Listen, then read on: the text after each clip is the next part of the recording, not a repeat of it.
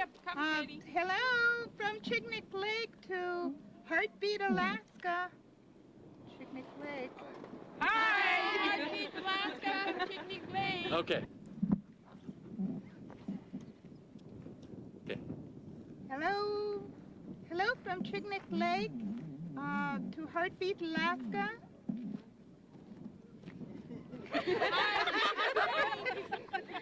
Okay. Ready? Hello from Chignik Lake to Heartbeat, Alaska. Hi, Jeannie. Hello. Hi, great. Okay. So, first of all, can you tell me your name and spell it for me? My name is Virginia Aleck. My last name is spelled Aleck. Okay. And just Virgin. Just like the state of Virginia. Okay, just like the state. Yeah. All right. And do you have a title that you'd like to go after a name? Well, subsistence user. Okay. Okay, so where are you from? I'm from Chignik Lake. Okay. Longtime resident. I've been here for 41 years. Longtime resident. Okay. And how's this here? Well, tell me about Chignik Lake first. There's about 130 people here that live pretty much all year round. We have a little over 30 students that go to school here from kindergarten through high school. And we rely on subsistence heavily up here. That's our lifestyle. And how did the village of Chignik Lake start? Like, when did it start? Chignik Lake actually started in the early 60s. My grandmother lived here long before then with her family, and my father is the oldest of the Lynn family, and I'm the oldest of the grandchildren of the Lynn family and the Andre family. We have a long history, but this village is the youngest village down this way. The people came from the surrounding villages, from Inangashak, Port Hayden, Elnick, Perryville, the lagoon, the bay, and the reason why we ended up here was because of subsistence use, salmon use. So the subsistence was pretty good up there? Mm-hmm.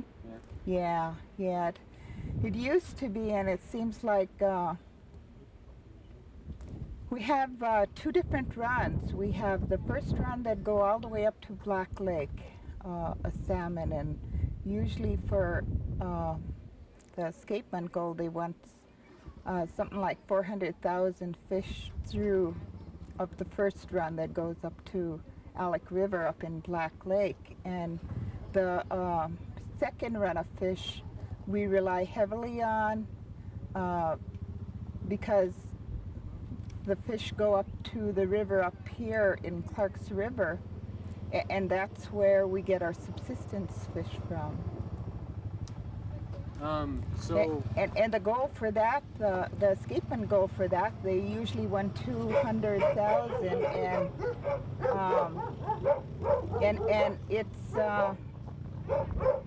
it seems like our salmon is not enough up there.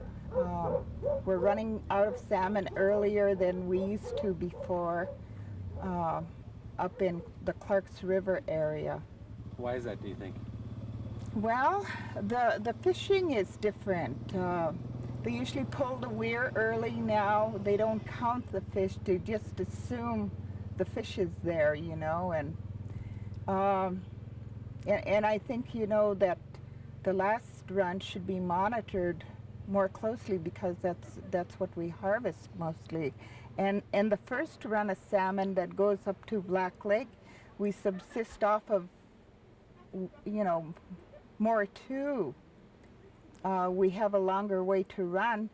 The only thing this year I really didn't like was we never got our subsistence fish in before the fishery opened.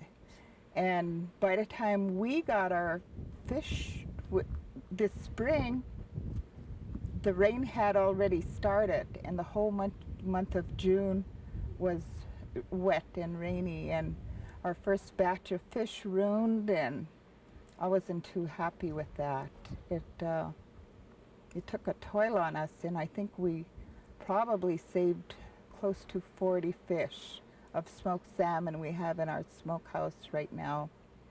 And as a subsistence user, I think, you know, I feel bad, you know, because we never got our salmon. So people in your village that fish, it's pretty much just for subsistence. They don't sell any of the fish that they catch. It's pretty much just to eat. No, it's just for subsistence use. It's for our own use and for our families. It's not sold anywhere. Strictly subsistence fish. So if you can't catch those fish, then you can't eat, basically. Right. My grandkids are going to have to kind of do without, you know. With that long rain spell we had, it wasn't good. And then with the co-op fishery, it started right at the beginning of the year.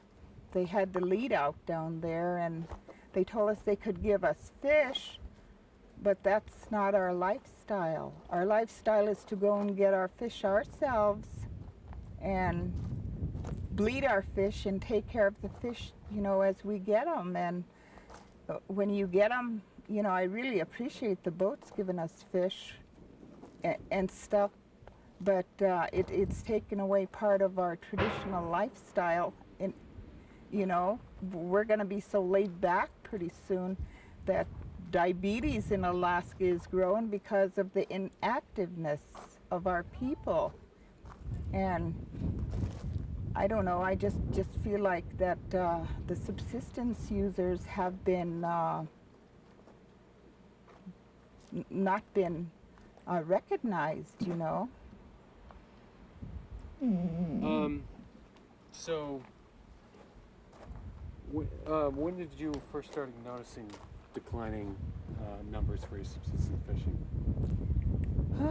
Probably 6 years ago. And last year we ran out of salmon really late, not late but early.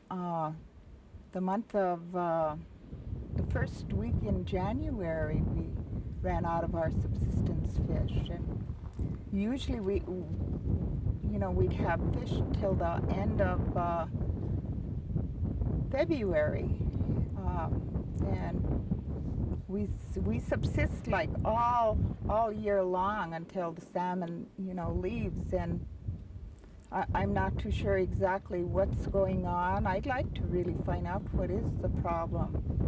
Is it predation from bear or and human? I'm not too sure what Fish and Game is doing, you know, and I think, you know, they ought to monitor our subsistence use of fish in our lifestyle more closely than they do the commercial, for the commercial people that fish. So you think they're favoring the commercial, like the co-op, more than they're favoring? Oh yeah. Yeah, they're working with the co-op. I'm sorry, could you start over again? Just as soon as they're done. Who is working with the co-op just as soon as this car leaves? Just a second.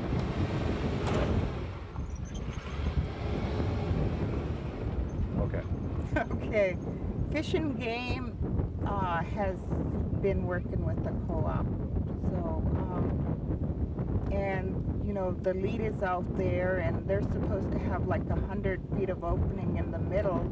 The other day we tried coming up, and that lead was totally all closed, and in the middle there where it was supposed to be opened. So what would that do to the fish then? The fish can't come up here. It's like a trap. It's literally a trap.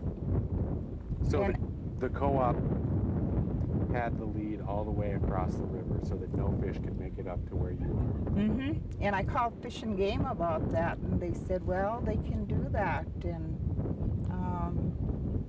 but then it kind of it leaves us as local residents who go up and down the river with a problem because we can't go up and down like we used to. So Not only that, but for that day, or however many days, because that's just one time, 100% of the fish, your food supply, couldn't make it up to you, so they were cutting off your food. yeah, and we were fishing up at the lake there. They told us we could get our fish from up there or get our fish from the boat. We tried fishing up at the lake there, and the biggest amount of salmon that we got was 11 fish. That was a high day for us, and it. And before the co-op started putting the lead on, what would be a good day fishing for you? Well, we fish down where in the springtime. We usually fish down where the lead is right now. That was our subsistence spot. So they actually took your spot. They took my spot, yeah. And So you can't fish there anymore? well, they told me I could put our subsistence net out there, and that's where we usually get our fish and split and take care of the fish, you know, as soon as we get it. And if we split the fish there, all the remains of the salmon would, you know, go up against the lead, and there's got to be a solution somewhere, you know, where we can do our subsistence fish, especially the smoked salmon, you know, that we make in the springtime. So if that lead wasn't there, do you think that you'd be having the problems that you're having this year? Well, if the fishing didn't start as early as it did this year, we probably wouldn't have had no problems, you know. They started early this year, and in fact, I think they started before they even got their 40,000 behind the weir. So, They seem a bit greedy to me. Like they seem a bit greedy to me. Like as many days as they can fish, they're gonna fish, oh yeah. no matter what it does to them. Yeah, I'm just merely concerned with our subsistence lifestyle, Sure. and I think if they're going to take that away from us, you know,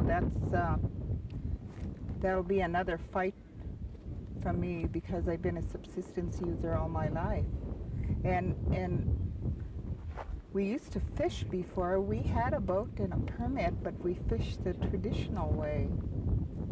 There was no co-op.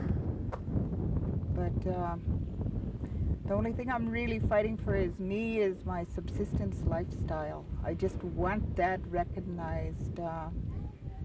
In fact, the priority, you know, Sure. because we live here. This is our lifestyle, and this is what our people is sustained with. You know, is our subsistence lifestyle from the lake. Okay, I got one more question for you. For the people that are watching all over Alaska, and you know some people in the States, what can we do to help you with the problems that you're having? Is there anything that we can do to help out? Well, I would like to work with the fishermen and Fish and Game, and put in a slot of time right at the beginning before fishing season is even started, that the subsistence users get their salmon first. And I'll be happy, you know, just a slot in the beginning. And I talked with a Mr. Anderson. He sits on the fish board. And I talked with the Fish and Game here, and they said they'd work with us, and I wasn't very happy. There are people up at the lake who don't even have their subsistence fish yet because they're unable to get it. Okay. I think that's all that I have, unless you had anything else that you wanted to add. No, that's about all.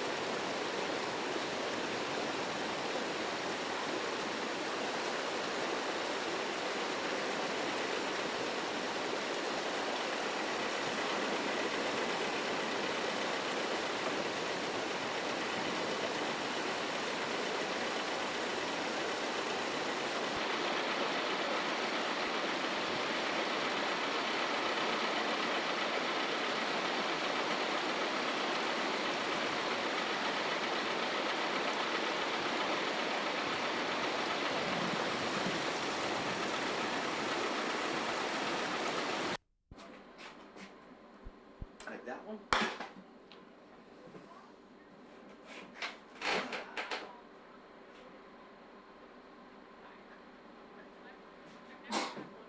He's on tight. What kind of cameras do you use? They're these buggers. The Osprey underwater. High resolution. They're vintage. Yeah, they're outdated. But they work. That's pretty cool. Yeah, you can buy systems now. Actually, if we have to repair these, it's almost cheaper to buy new systems. But then again, we'll have to rebuild our camera gates and the whole nine when we do that. So, but that's something that we're talking about doing. Just a wide angle. Yeah, it gives you what you get there. Like this one right here, we had a king salmon try to swim into the camera gate and push the camera actually back into the tube. Yeah. And That's why it's. Yeah, I haven't gotten the dive gear and went out and fixed it yet because you can still see everything. It's just that it doesn't look like you can't. You know, it's like, well, wait a minute, there might be something right here. No, the bottom of the thing is right here.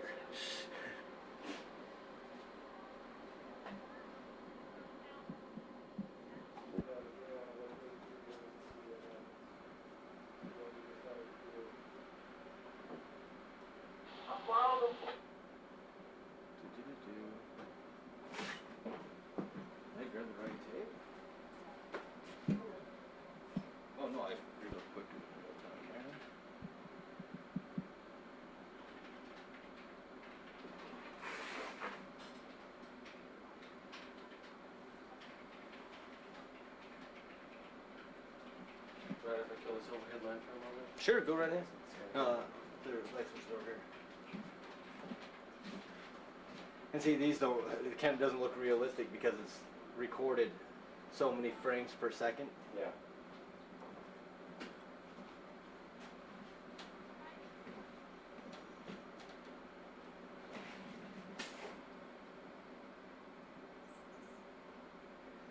Kind of looks like Japanimation.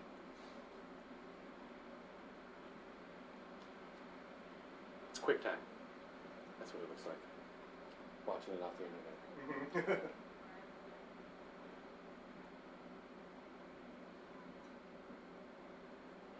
That's more than enough.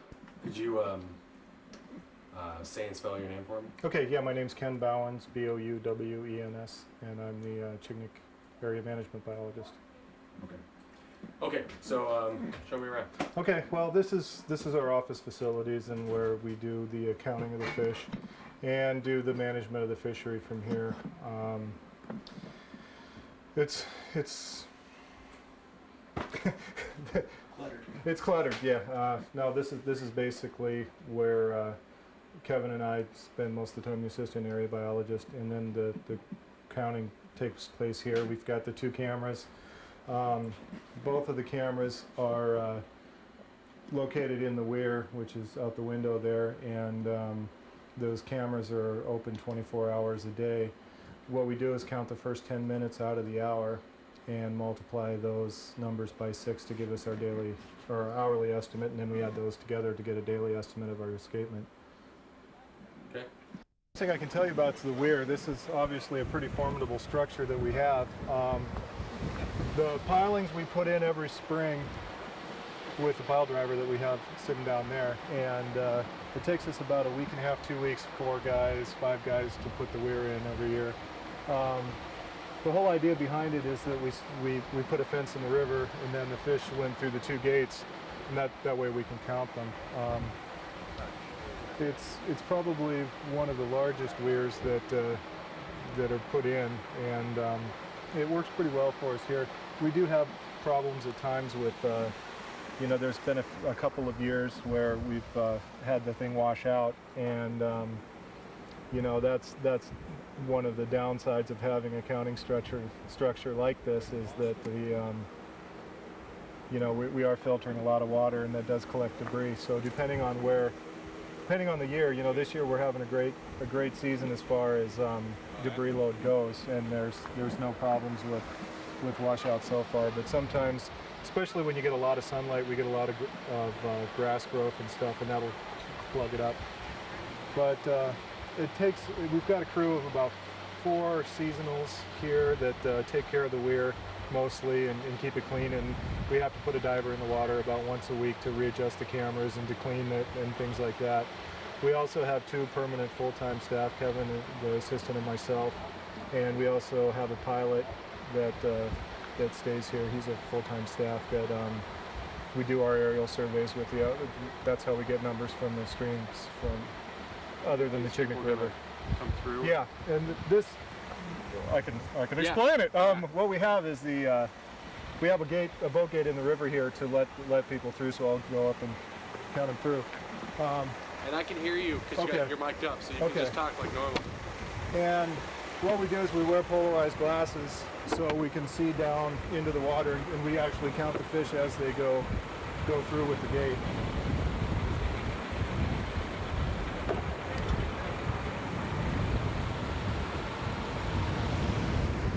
And the gate is on a electric motor, so we just can run it with by hand here. And we also, this place is pretty self-sufficient. We have our own generators and generate our own power and everything like that.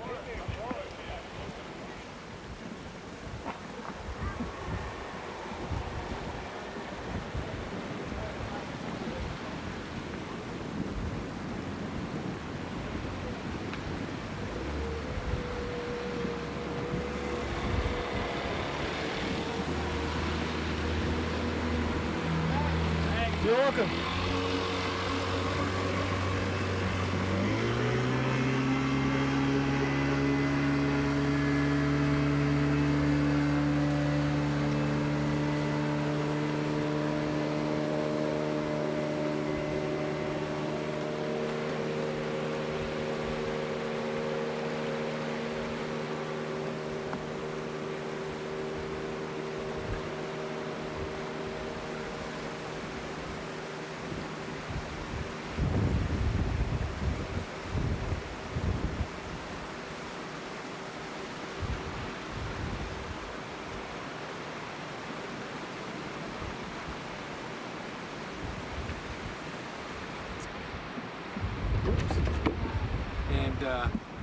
so like how many fish did it go through there?